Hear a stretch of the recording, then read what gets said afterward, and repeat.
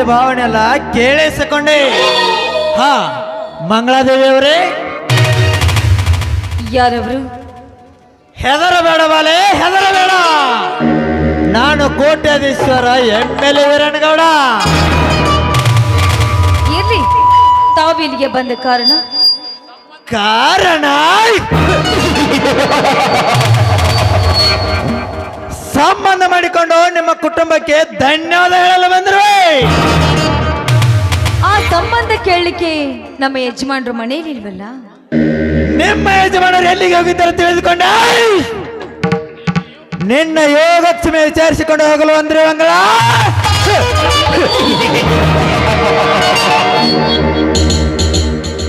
ಯಾವ ಗಳಿಗೆಯಲ್ಲಿ ನಿನ್ನ ಮೈದನನ ತಂಗಿ ಕೈ ಹಿಡಿದನೋ ಅಂದ ನಿನ್ನ ಅಂಗ ಸುಖಕ್ಕೆ ಬಯಸಿದ್ದೇನೆ.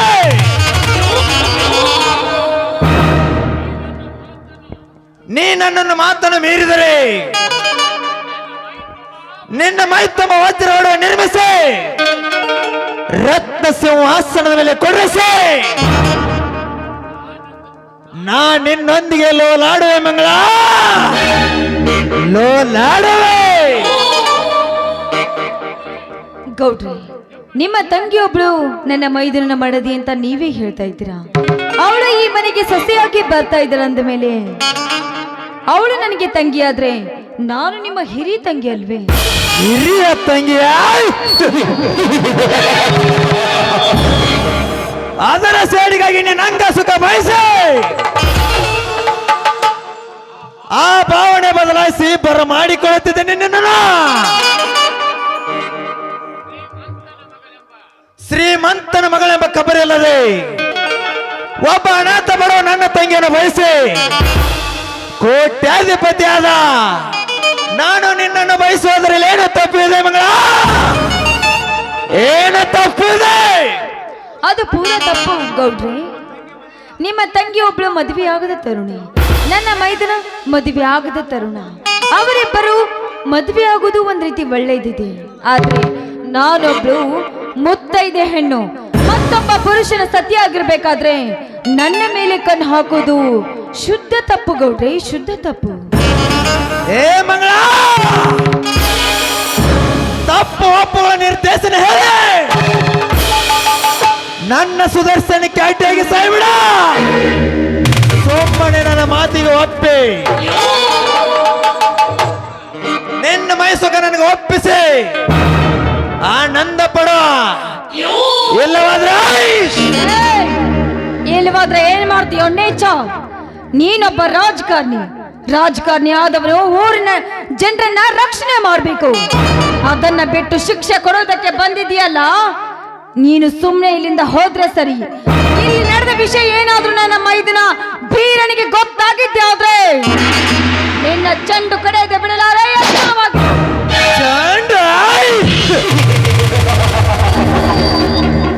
ಅದು ವೀರಾದಿವರ ಚಕ್ರವರ್ತಿ ಚಕ್ರೇಶ್ವರ ಚಂಡ.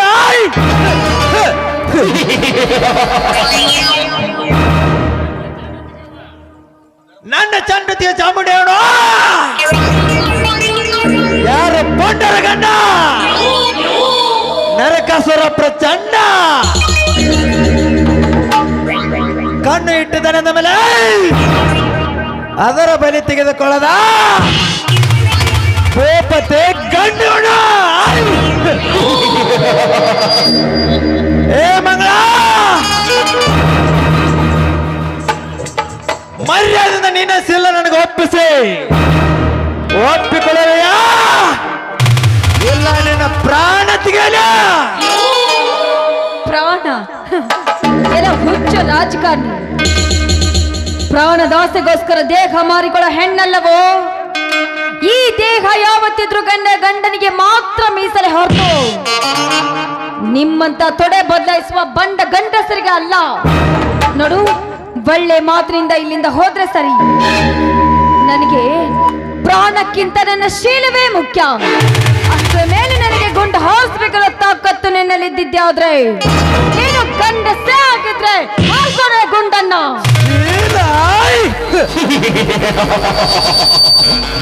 ನಿನ್ನ ಪ್ರಾಣಕ್ಕಿಂತ ನಿನಗೆ ಶೀಲ ಮುಖ್ಯ.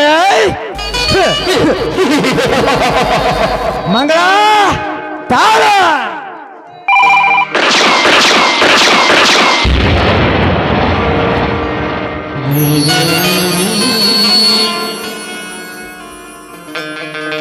ಸ್ವಾಮಿ, ಅಯ್ಯೋ ಪಾಪೆ, ಕೊನೆಗೂ ಗುಂಡು ಹಾರಿಸಿ ಬಿಟ್ಟೆ ನೋಡಿ ನಿಜ.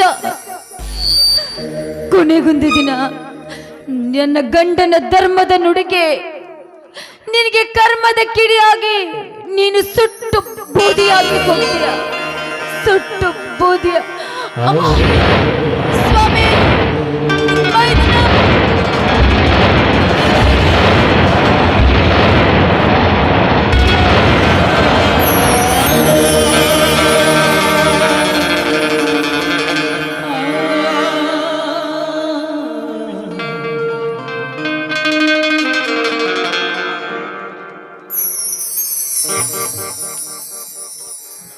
ಮಂಗಳ, ಮಂಗಳ, ಇದೇನಿದು? ನಿನ್ನ ಮೈಯೆಲ್ಲ ರಕ್ತವಾಗಿದೆ.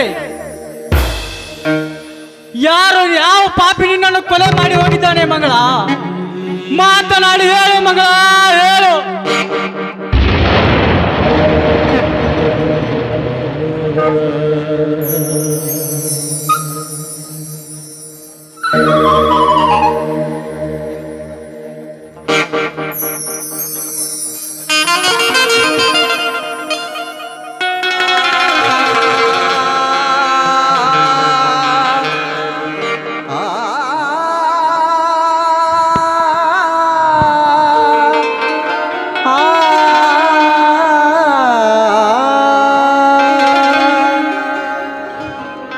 ಏನ್ ಧರ್ಮಣ್ಣ, ಅವಳನ್ನು ಮಾತನಾಡದೆ ಹಾಗೆ ಮಾಡಿ ಮನಸ್ಸಿಗೆ ಬಂದಂತ ಗುಂಡು ಹಾಯಿಸಿ ಸಾಯಿಸಿ ಈಗ ಮಾತನಾಡುವಂತಿಲ್ಲ ಪಾಪಿ.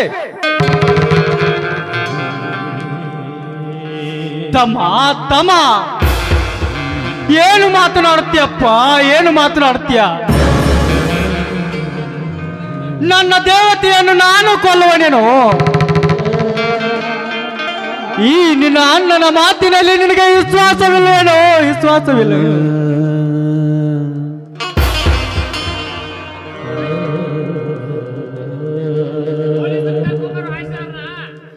ಬಿಸಿ ಅರೆಸ್ಟ್ ಮಾಡಿ ನೋಡೋಣ.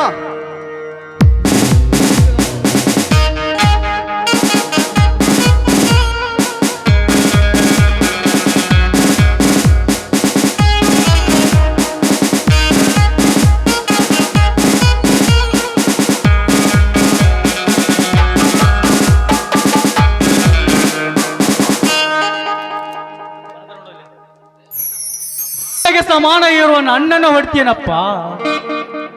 ಹೊಡೆ ಅಪ್ಪ, ಹೊಡೆ. ನಿನಗೆ ತೃಪ್ತಿ ಆಗುವ ತನಕ ಹೊಡೆ. ಆದರೆ ಆದರೆ ನಿನ್ನ ಅತ್ತಿಗೆಯನ್ನು ನಾನು ಕೊಂದನಂತ ಮಾತ್ರ ಹೇಳಬೇಡಪ್ಪ, ಹೇಳಬೇಡ. ಅಣ್ಣ, ನನಗೆ ಬುದ್ಧಿವಾದ ಹೇಳ್ತಿಲ್ಲ ಅಣ್ಣ, ನನಗೆ ಬುದ್ಧಿವಾದ ಹೇಳ್ತಿ. ಹೆಂಡತಿಯನ್ನು ಕೊಂದ ಕೊಲೆಗಾರ ನೀನು.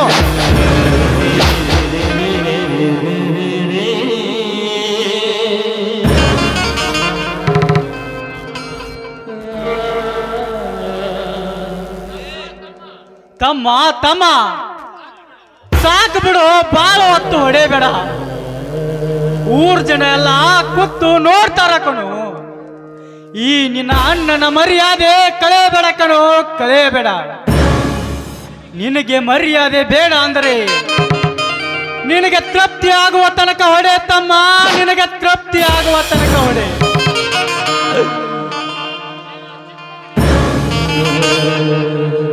ನಿನಗೆ ಚಿಕ್ಕವನಿದ್ದಾಗ ತೊತ್ತು ಮಾಡಿ ಉಣಿಸಿ ತಿನಿಸಿ ದೊಡ್ಡವನನ್ನಾಗಿ ಮಾಡಿ ಶಾಲೆಗೆ ಕಳಿಸಿ ನಿನಗೆ ನೌಕರಿ ಕೊಡಿಸಿದ ತಪ್ಪಿಗೆ ನನಗೆ ಚೆನ್ನಾಗಿ ಹೊಡೆತಮ್ಮ, ಚೆನ್ನಾಗಿ ಹೊಡೆ. ಆದರೆ ಬಾಯಿ ಮುಚ್ಚೋ ಪಾಪಿ. ನನಗೆ ಅಧಿಕಾರ ಕೊಡಿಸಿದ್ದು, ಶಾಲೆ ಕಲಿಸಿದ್ದು ಆ MLA ವೀರಗೌಡ, ನೀನಲ್ಲ. ತಮ್ಮ, ನಿನಗೆ ಅಧಿಕಾರ ಕೊಡಿಸಿದ್ದು ಆ ಗೌಡನೇ. ಆಯ್ತಪ್ಪ ಆಯ್ತು. ಇನ್ನೇನಿದೆ?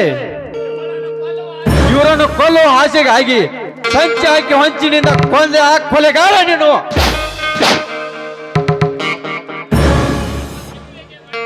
ನನ್ನ ಮದುವೆಗೆ ಮಣ್ಣೆರ್ಚಿದ ಕೊಲೆಗಾರ ನೀನು. ಶಿವ ಶಿವ ತಮ್ಮ, ಕೇಳಲಾರೆ ಪಾಯಿ ನಿನ್ನ ಬೆರನುಡಿಗಳನ್ನು.